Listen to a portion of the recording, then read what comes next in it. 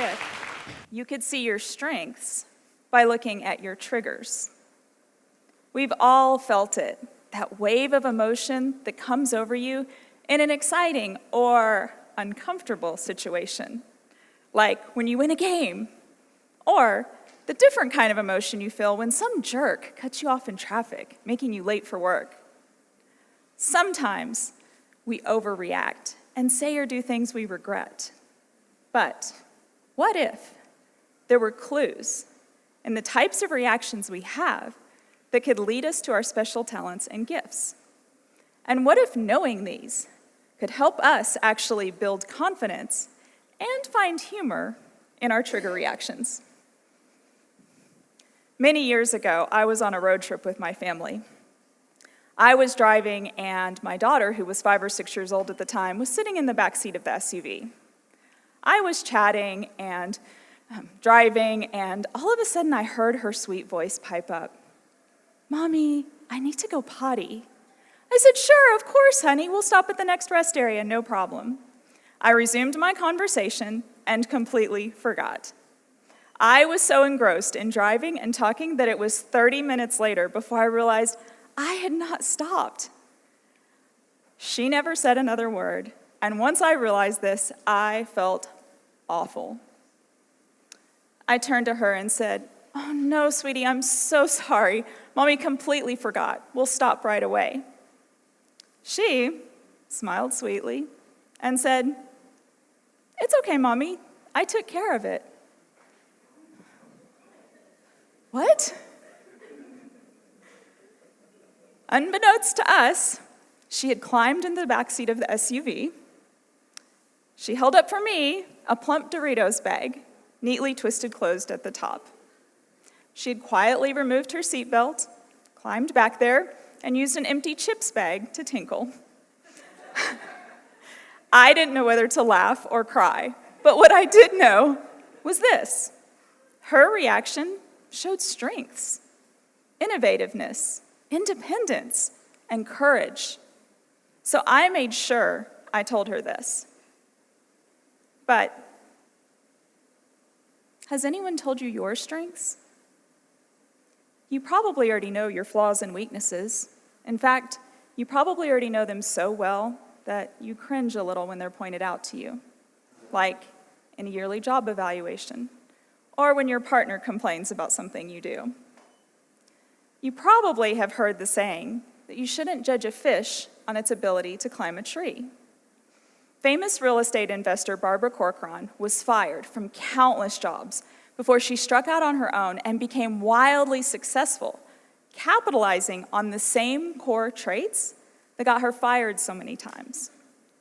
What if someone had told her that she was a loser and a failure for being fired so often? What if someone has told you this? The fact is, we all have powerful strengths, uniquely specific to us. But has anyone told you what yours are? As a child, I remember my mom telling me that I was a fixer. Later in life, a supervisor told me I had good judgment. Those two statements were simple, yet they changed my life. They played in the back of my head like an encouraging song. Knowing that someone thought that I was good at fixing situations and that I had good judgment gave me confidence to take on big jobs and projects, even when I didn't feel ready. That helped me a lot. But do we have to rely on others to tell us our strengths? Or are clues to our strengths all around us?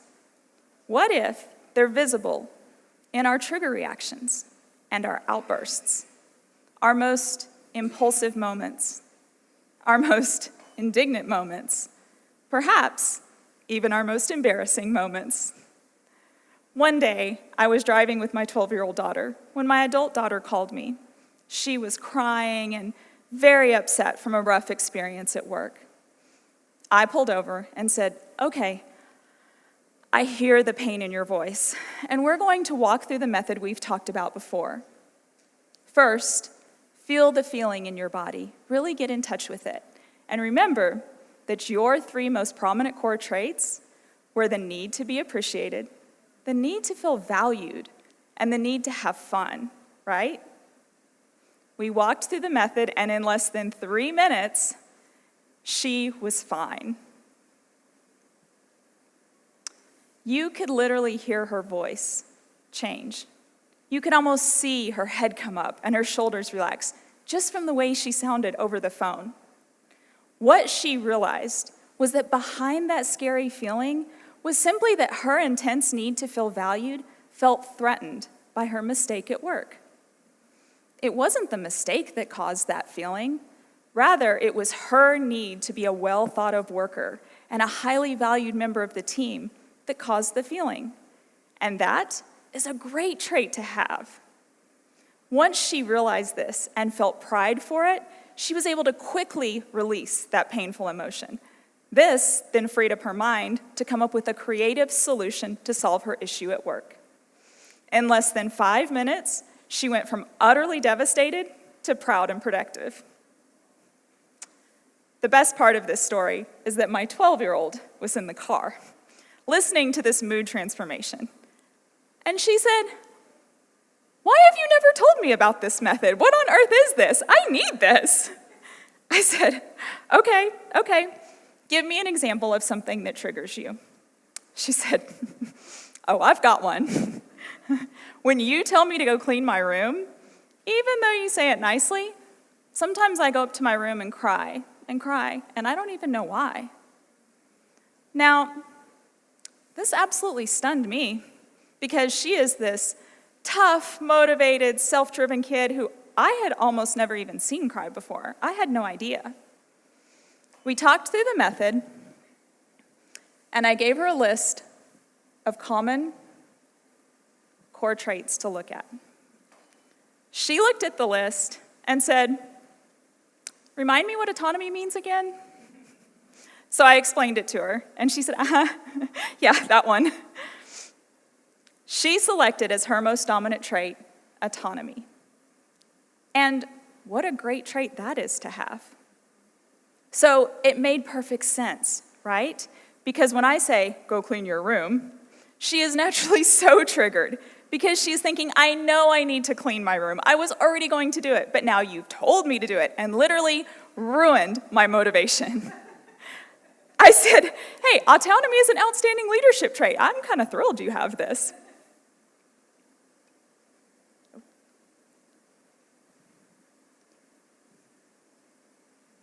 This discovery made her trigger fun, because now when I tell her to go do something, she still gets that angry rush of emotion, but then she gets a funny look on her face, and we both just start laughing. This process did 2 things. 1, it helped massively decrease conflict in our home, and 2, it helped her build confidence in who she is. So, could the types of situations that cause a flood of emotion to come over us be signs? Clues? I'm sure you've noticed that what triggers you may not do that to others. Some people are highly triggered by being late. Others, you probably know a few, are not bothered by this at all. Some are triggered by a lack of validation. Others, not at all. So why is this? Let's find out. Let's experiment with a methodical way to reverse engineer your emotional trigger reactions to discover your core traits. On the slide are about 20. There are many more, of course, but this is a nice sample. What are 3 that most resonate with you?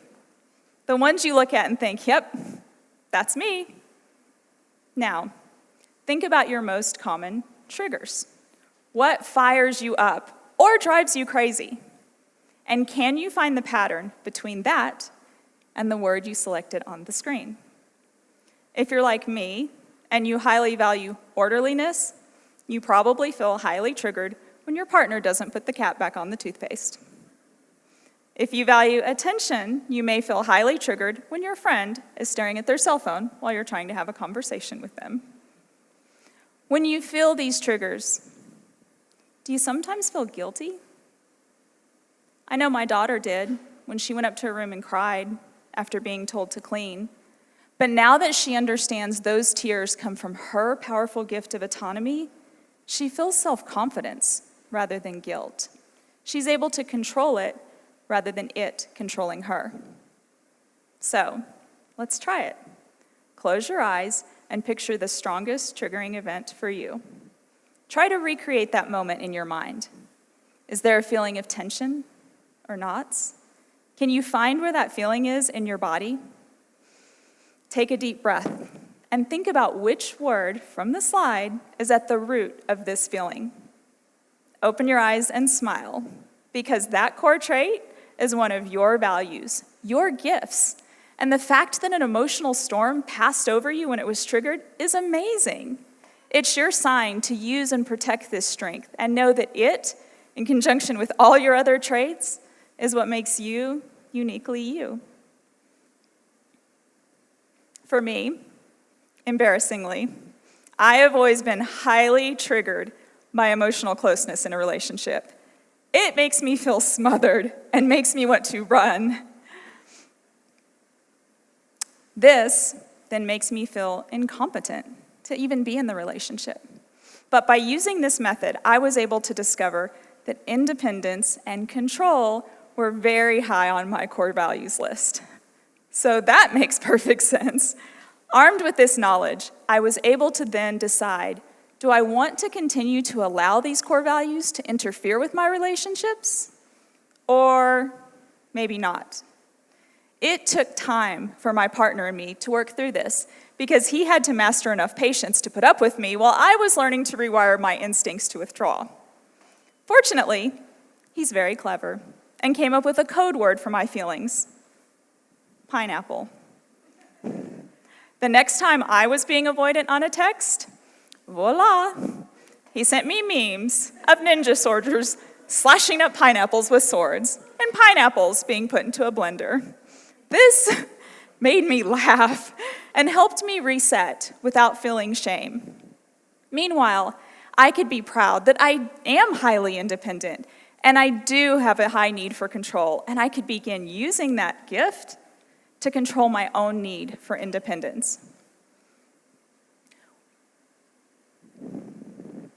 When we begin to view triggering situations as opportunities to see strengths rather than meltdowns, we begin to see personalities rather than flaws.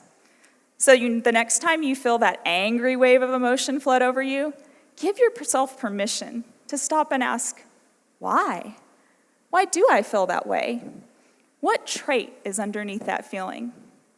Perhaps it's your need for new challenges that is being stifled by someone who has a high need for safety and security. Consider that and let that anger go. You can choose, if you like, to allow this discovery to lead you to more pride and confidence in who you are, and more tolerance in who they are. The next time your partner leaves their clothes on the floor, consider that they may value fun and love over orderliness, and you just may value orderliness more than most. These are not flaws, they're different values, and within our reactions to these different values are clues. Perhaps all around us are strengths waiting to be noticed, potential waiting to be discovered. While it's true that we cannot teach a fish to climb a tree, we can closely observe the fish, take the time to notice its gills and scales, and then gently carry it to water. As you leave here today, I invite you to see the strengths in all those around you, and most importantly, in yourself. Because we all need help seeing our strengths, even during, and maybe especially during, our trigger moments. Thank you.